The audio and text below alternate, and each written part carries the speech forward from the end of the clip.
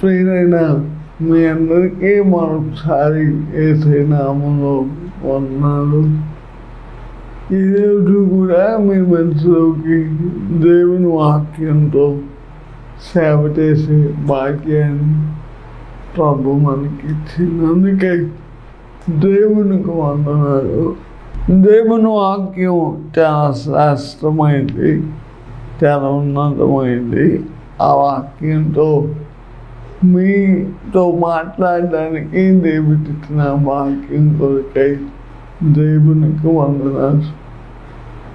ఈ పూట యేసు ఎవరు అనే అంశం శీర్షిక 3వ శీర్షిక మాట్లాడడానికి దేవుని ఇచ్చిన గొప్ప కొరకై దేవుని స్తుతిస్తున్నాను.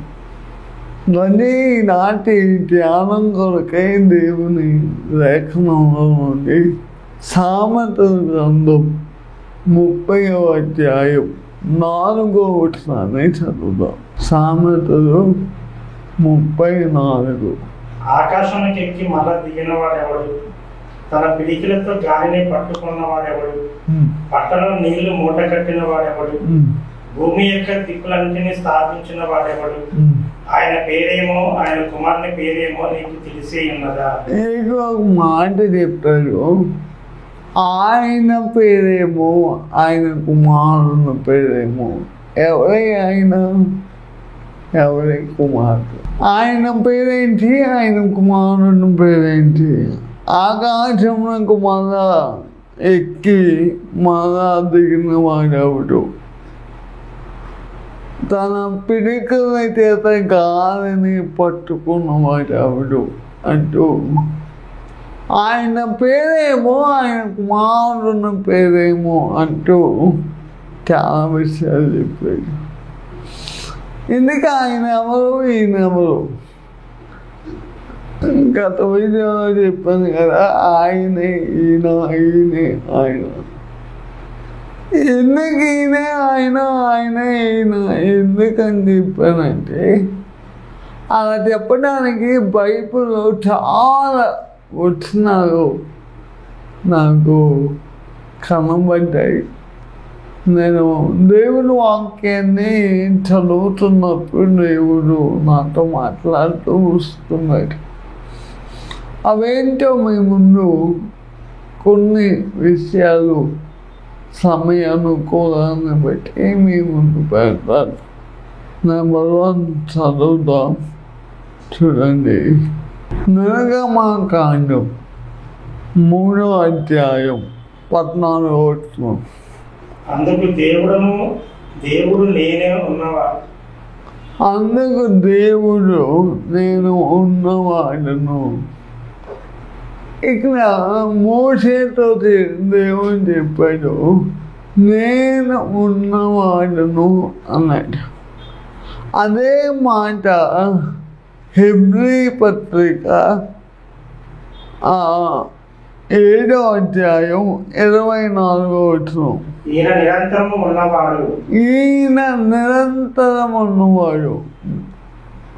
బైబిల్లో పూర్తి వచనం అంతా చెప్పలేను, కానీ ఆ వచనంలో అక్కడ ఇక్కడ ఉన్న పోలిక చెప్తాను చూడు. ఆయన ఉన్నవాడంట, ఈయన ఉన్నవాడంట. ఆయన పేరేమో, ఆయన కుమారుని పేరేమో గమనించాలి. ఆయన ఉన్నవాడు అని రాయబడి ఉంది. ఈయన కూడా ఉన్నవాడు, నిరంతరము ఉన్నవాడు అని రాయబడి ఉంది. అంటే ఆయన ఎలాగైతే ఉనికిలో ఉన్నాడో ఈయన కూడా ఉన్నాడు. అర్థమైందా? 2వ మాట చదువుతాం. యెషయా గ్రంథం 44:6. నేను మొదటి వాడను. ఆయన ఉన్నాడు, ఈయన ఉన్నాడు. ఆయన మొదటి వాడు. తర్వాత ప్రకటన గ్రంథం 22వ అధ్యాయం 13వ వచనం. ఈయన కూడా మొదటి వాడంట.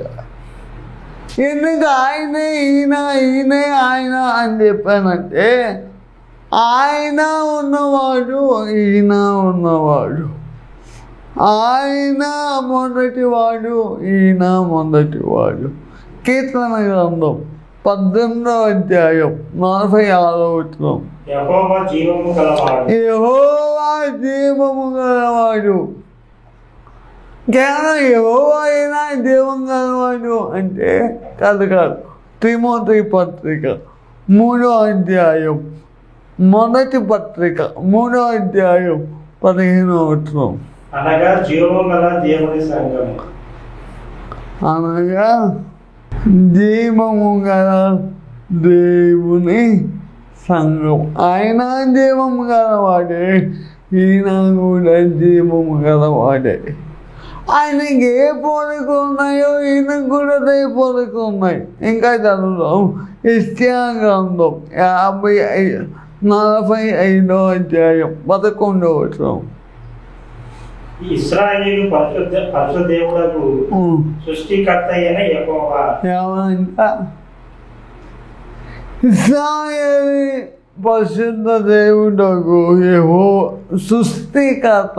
ఆయన సృష్టికర్త అంట. విచిత్రం చెప్పడం హెబ్రీ పత్రిక 1వ అధ్యాయం 2వ వచనం. ఆయన ద్వారా ప్రపంచము నిర్మించెను. ఏంటంటే ఈయన కూడా సృష్టికర్తే. ఆయన ఎలా సృష్టికర్త, ఈయన అదే సృష్టికర్త. అంటే ఆయన ఏ లక్షణాలు అయితే కలిగి ఉన్నాడో ఈయన కూడా అదే లక్షణాలు కలిగి ఉన్నాడు. నేను చెప్పట్లేదు, బైబిల్ చెప్పింది. నేను చాలామంది ఒప్పుకోరు. యేసు ప్రభు చిన్న దేవుడు, తండ్రి పెద్ద దేవుడు. ఎక్కడండి? ఒక్క లేఖనం చూపెట్టి బైబిల్. బైబిల్ మొత్తంలో నా పరిశీలనలో ఆయన ఏ వ్యక్తిత్వాన్ని అయితే కనపరిచాడో, ఆయన ఏదైతే చేశాడో ఈయన కూడా అదే చేస్తున్నాడు. ఈయన కూడా అదే కనపరుస్తున్నాడు. నీకు ఎన్ని రెఫరెన్స్లు కావాలంటే అన్ని రెఫరెన్స్లు వాక్యంలో మనకు దొరుకుతాయి. చూడండి ఇంకో మాట. మలాకీ గ్రంథం 3వ అధ్యాయం 6వ వచనం. యెహోవా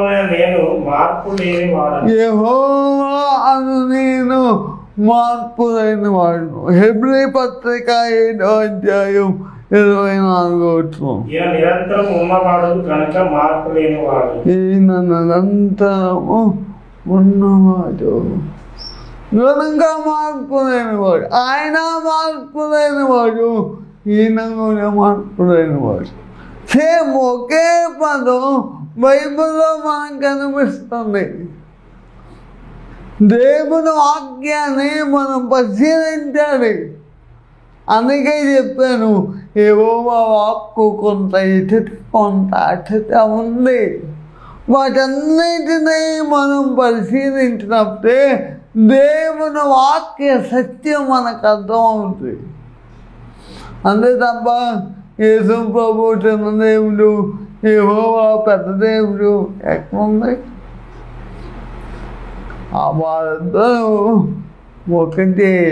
వాళ్ళిద్దరూ ఒకటే అనడానికి కొన్ని వందల వేల పుట్టినారు దేవుని వాక్యం ఉన్నాయి. ఇంకా చదువుతాం.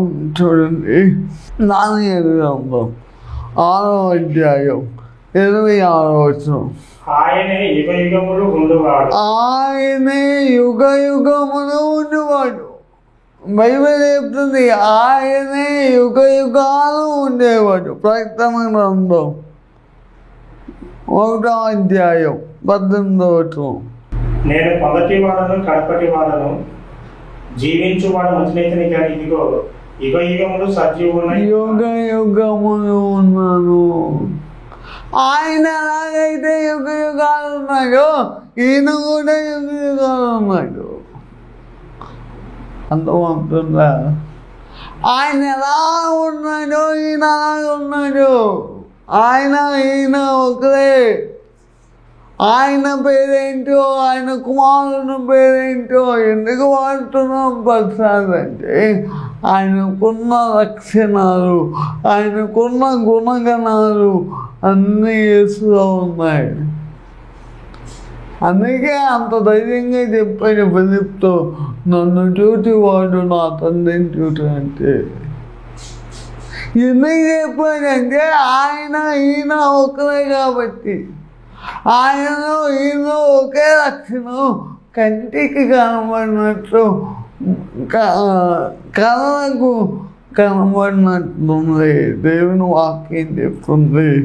ఇంకా మనం పరిశీలిస్తే కీర్తన గ్రంథం 27వ అధ్యాయం మొదటి వచనం చదవండి. యెహోవా నాకు వెలుగు, ఎవరో వెలుగు. యోహాను సువార్త 8:12. మరలా యేసు నేను లోకములకు వెలుగును. లేదండి ఈ యెహోవా వెలుగా యేసు ప్రభు వెలుగా? ఆయన వెలుగు ఈయన వెలుగు. మనం కంటికి కనిపించిన యేసు కంటికి కనబడిన యెహోవా ఇద్దరు ఒకేలా కనబడతారు. చాలా వాక్యాన్ని పరిశీలనగా ఆలోచించిస్తే, వాక్యాన్ని మనం ఆలోచించిస్తే మనం కనబడతారు. ఇంకా చదువుదాం. అక్కడ ఏమంటారంటే చూడండి, యెషయా గ్రంథం 43వ అధ్యాయం 12వ వచనం. ప్రకటించువాడను నేనే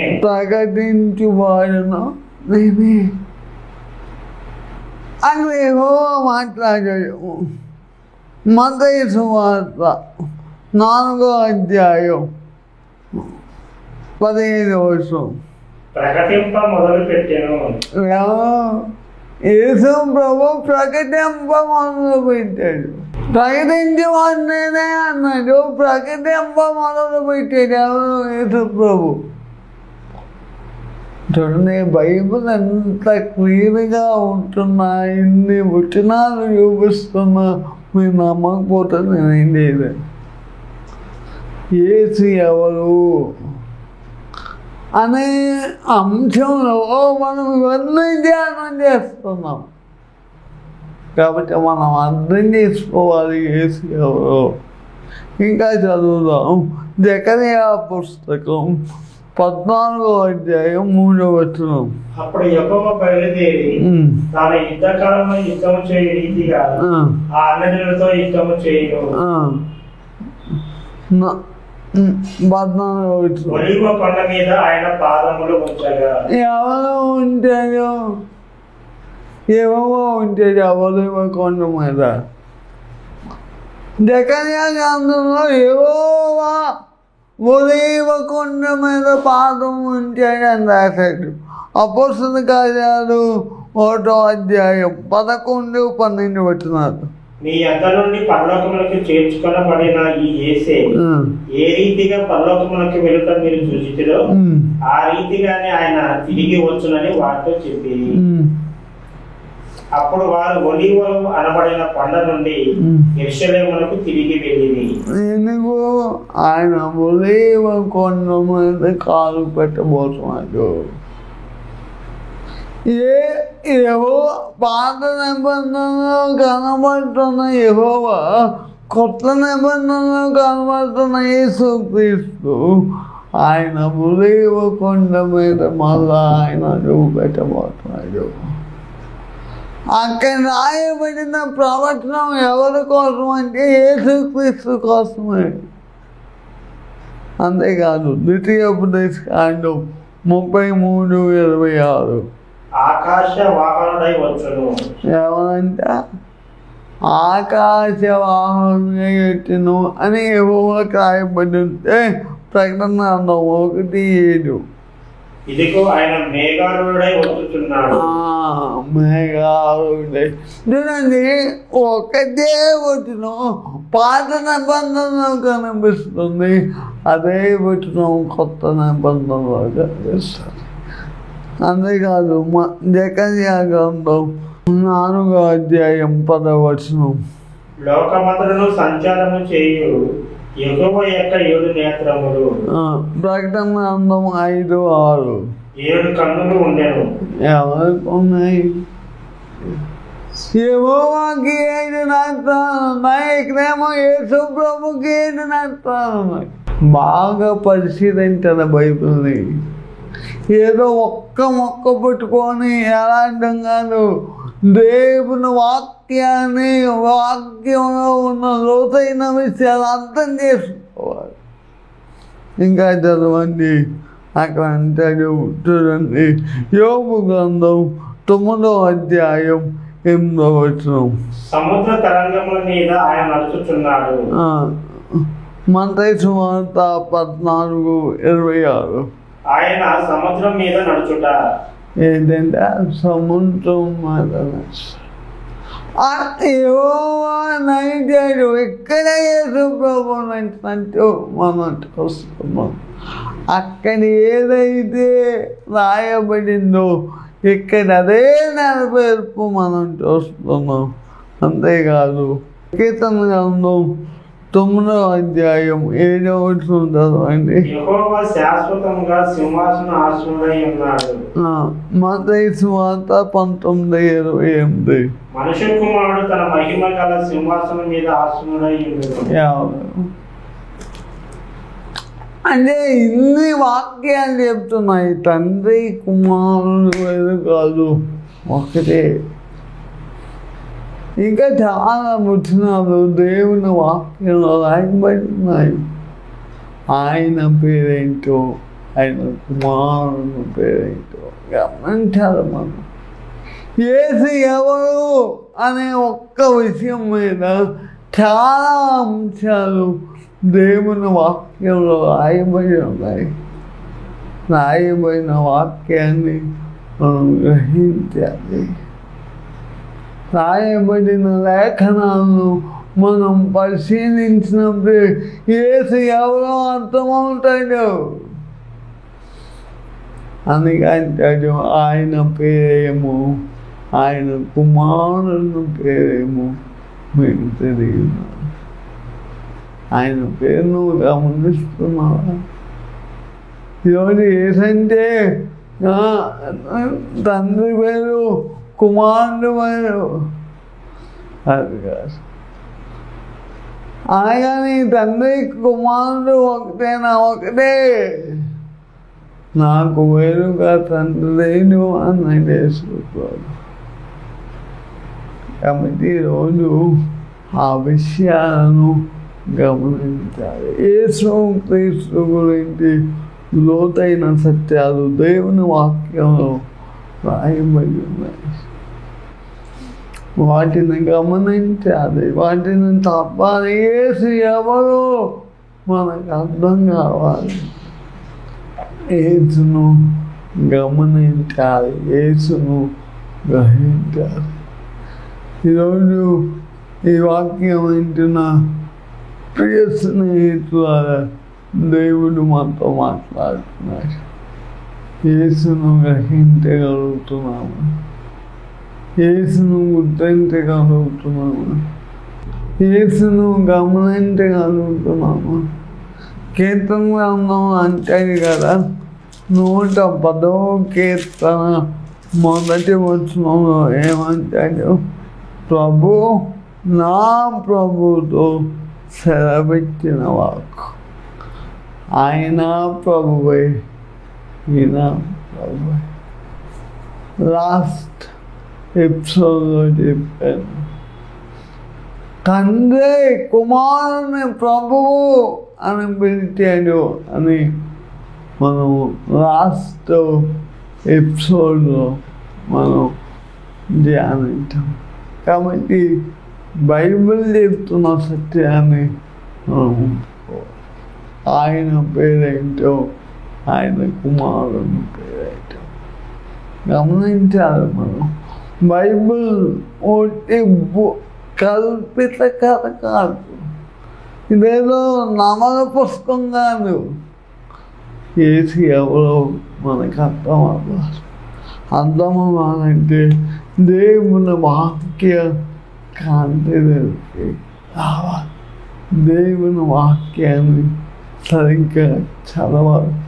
దేవుని వాక్యాన్ని అర్థం చేసుకోవాలి. ఈరోజు చాలా మందికి యేసయ్య గురించిన సంపూర్ణ ప్రత్యక్షత లేదు, సంపూర్ణ అవగాహన లేదు.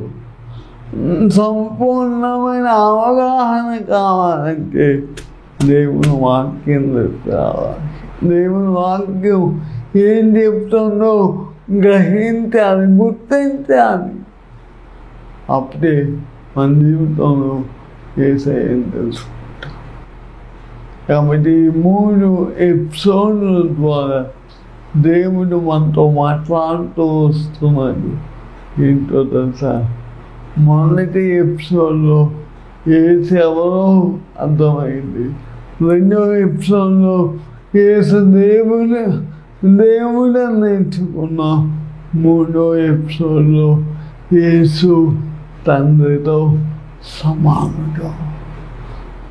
యేసు తండ్రితో సమానుడు. ఎందుకు సమానుడో చెప్పాను, ఎందుకు సమానుడో చెప్పాను. కాబట్టి వీటిని గమనించండి. అందుకే దేవుని వాక్యాన్ని చదవాలి. దేవుని వాక్యాన్ని పరిశీలనగా చదవాలి. చదవకపోతే లేఖన సత్యాలు మనకు అర్థం కావు. లేఖనంలో యేసును మనం గుర్తుపట్టలేము. కాబట్టి దేవుడు మనతో మాట్లాడుతున్నాడు. వాక్యం అంటున్న సహోదరి, దేవుడు నీతో మాట్లాడే ప్రతి మాటకు ఎట్లా స్పందిస్తున్నావు? ఇంకా యేసు దేవుడు కాదంటావా? ఇంకా యేసు తండ్రితో సమానుడు కాదంటావా? నువ్వు ఒప్పుకున్నా ఒప్పుకోకపోయినా బైబిల్ ఘోషిస్తుంది యేసు తండ్రితో సమానుడు. ఇంకా చాలా విషయాలు దేవుని వాక్యంలో రాయబడిన మాటలు మనం నేర్చుకున్నాం. యేసు ఎవరు, ఎందుకు యేసుక్రీస్తు గురించి ఇంత వివరంగా తెలుసుకోవాలంటే దేవుని వాక్యం చెప్తుంది కదా. అద్భుతంగా సత్యదేవుడు అయిన నిన్ను నీవు పంపిన యేసును ఎరుగుటే నిత్య జీవం. యోహాను సువార్త 17:3. మన టాపిక్ అదే. ఆయన్ని ఎరగకపోతే, ఆయన్ని తెలుసుకోకపోతే, ఆయన్ని కనుకోకపోతే నన్ను కనుగొన్నవాడు జీవమును కనుగొను అన్నాడు యేసు ప్రభు. అంటే ఆయన తెలుసుకోకపోతే మనకు నిత్య జీవం లేదు. ఆయన తెలుసుకుందాం, ఆయన ఎవరో గమనిద్దాం, ఆయన ఎవరో గుర్తిద్దాం, ఆయన ఎవరో మనం ఎరుగుదాం. మనంతా యేసుకు దగ్గర అవుదాం. యేసుక్రీస్తు గురించిన భిన్నాభిప్రాయాలు ఈరోజు క్రైస్తవ సమాజంలో ఉన్నాయి. వాటన్నింటినీ పెళ్ళగించడానికి దేవుడు ఈరోజు తన వాక్యం ద్వారా మనతో మాట్లాడుతున్నాడు. కాబట్టి యేసు ఎవరో గమనిద్దాం, గుర్తిద్దాం. దేవుడు అటువంటి కృప మనందరికీ దయచేయుగాక. అర్థం చేద్దాం. పరమంతండ్రి నీకు వందనాలు. ఈరోజు మాతో మాట్లాడిన మీ మాటల కొరకు స్తోత్రాలు. విన్న వాక్యం మా జీవితాల్లో పద్ధతిపరచండి. వాక్య ప్రకారంగా జీవించే కృప మా అందరికీ దయచేయండి. యేసు ఎవరో, యేసుగా మేము ఎరుగుటకు సహాయం దయచేయండి. యేసు నామం పేరుస్తున్నాం తండ్రి, ఆమేన్. ఇంకా మీకేమైనా సందేహాలు, ప్రశ్నలు ఉన్నట్లయితే మాకు వాట్సాప్ చేయండి. వాట్సాప్ నెంబర్లో మీ ప్రశ్నలు సందేహాలు తప్పక పంపించండి. వాటన్నిటికీ దేవుని వాక్యంలో నుండి జవాబులు అందిస్తాం. క్రమం తప్పకుండా ఈ కార్యక్రమాన్ని చూడండి, దైవాశీర్వాదాలు పొందండి. అనేకులకు ఈ కార్యక్రమాన్ని పరిచయం చేయండి. May God bless you. May God bless our India. Praise the lord.